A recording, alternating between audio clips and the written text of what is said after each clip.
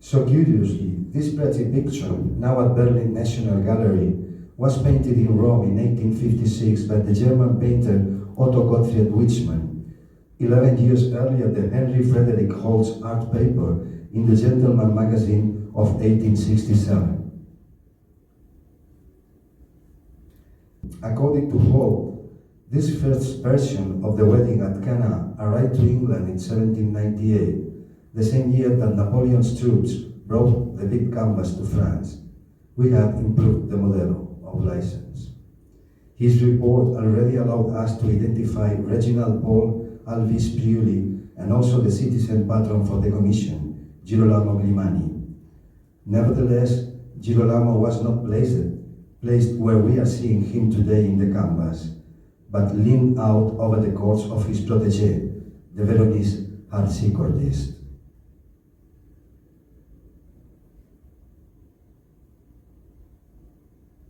The composition has been molded to show several elements.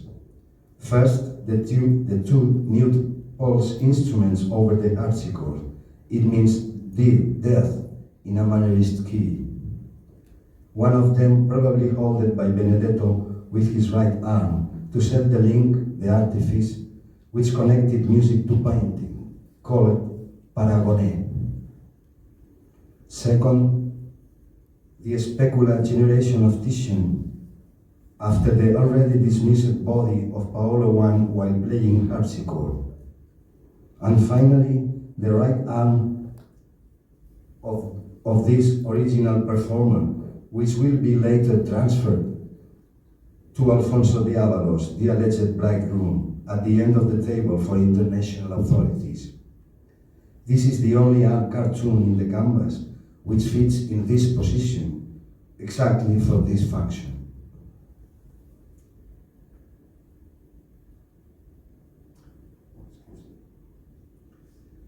The translation of the whole Girolamo shape over the current Titians, one just differs in both head contours, while the patron's head fits in just above the painter's one. In fact, both the bald outline as the high covering Girolamo's parietals are appreciable over the X-ray images of the canvas.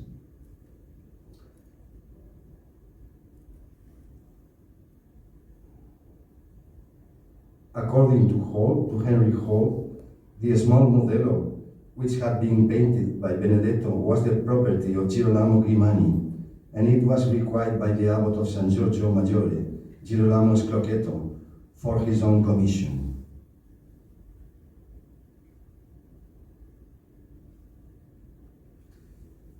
Holt, the British antiquarian, and Wichmann, the German painter, could never know the existence of the modello, except for the case of the veracity of their source. Unfortunately, as Zanetti the Younger and others did, he made no mention of it. We could not get their portraits.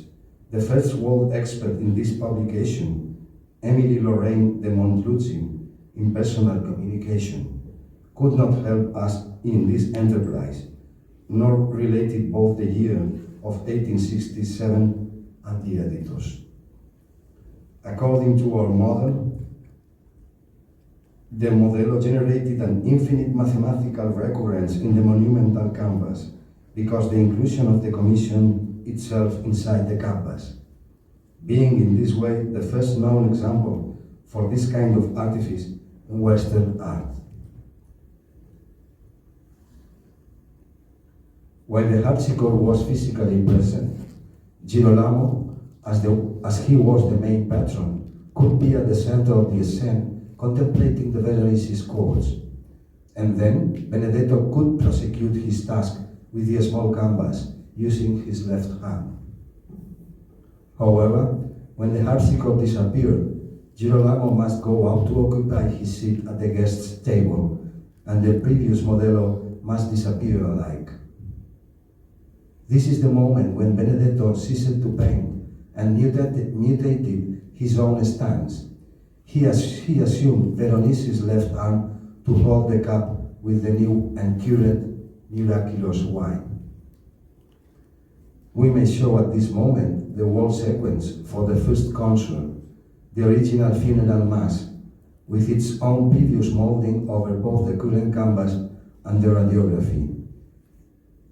In this way, this was when the X-ray images were obtained in June 1989, Giorgione's second resurrection.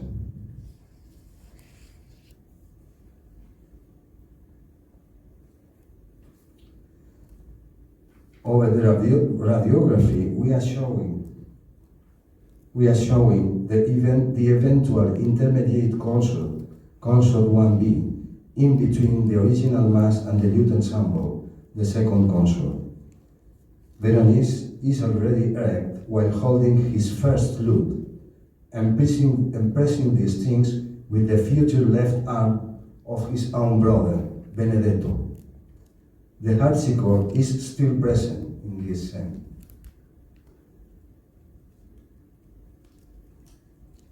Finally, well, perhaps you may see better, but finally, in this great image, we are showing the artistic recreation by one of us, Jorge Camarero, following all these observations. The typical funerary context of Venetian sung masses was being preserved in the three cases. For the two former versions with harpsichord, because the presence of voices. For lute ensemble, they show you tomorrow. For lute ensemble, because Giorgione's double ascendance over his live colleagues, musical and painting, in addition to his silent and absent attitude.